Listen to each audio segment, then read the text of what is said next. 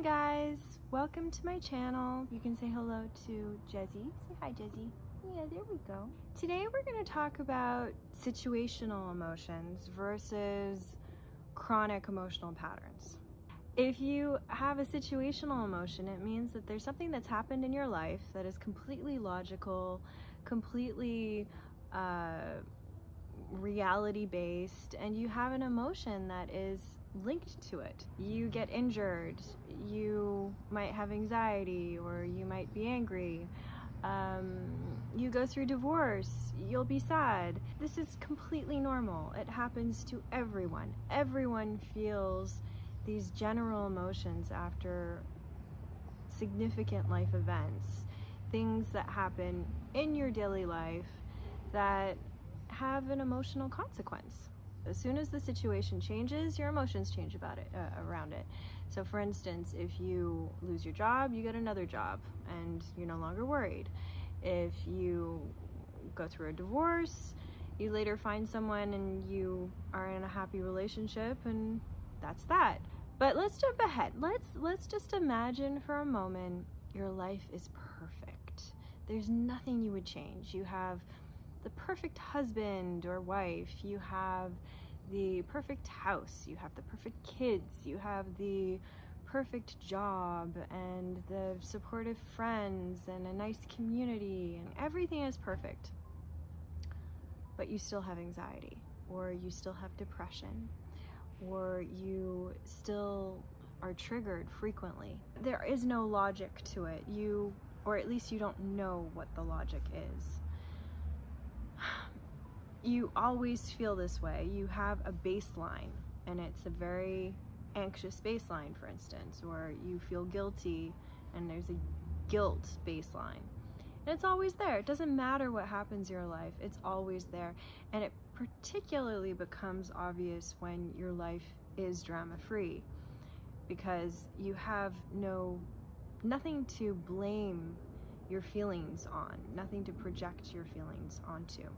If you're seen as successful and you're seen as having a perfect life, the attitude is different when you might share your feelings with people.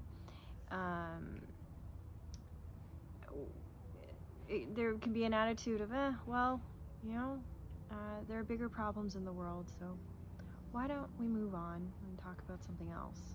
To please others and make other people feel more comfortable, you might push all of that down. And through pushing all of these emotions down, you become ashamed of your emotions.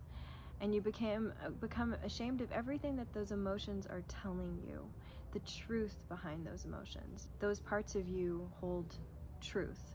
They might not be pleasant, other people might not want to hear about it, but they hold nuggets of truth that will resurface one day. If you have small bouts of anxiety, small bouts of depression, and people are telling you to just simply get over it, over time it starts to compound and it starts to fester, and one day, don't know when, but one day you might end up having a breakdown. And it's only once it's a full-blown breakdown that you end up getting sympathy, you end up getting compassion from people. And the same people who are telling you to just pick up and move on suddenly have to be much more diplomatic and sensitive about it, because it's become so serious. What I'm describing here is what I call emotional neglect. It's almost like a silent killer to me, carbon monoxide emotionally, because on the outside it can look so perfect, and on the inside those who are within that perfect little picture can feel so sad and lonely and empty, because how they're really feeling is being dismissed for essentially an image that isn't them. The invisible effects of emotional neglect, for me, can be even worse. Currently, at this time, as we speak, is worse than abuse, outright abuse, because people are aware of abuse now, we know that abuse is not acceptable, but what is not done can be just as painful as what is done. And that's what emotional neglect is about. It's about things that are not acknowledged and not seen and not honored. And right now, because there's such a resistance to acknowledging what emotional neglect is, victims of an emotional neglect don't even know that they're victims. They just think that there's something wrong with them. Emotions are the key to your own unique character and who you are. It's through emotions that you discover yourself.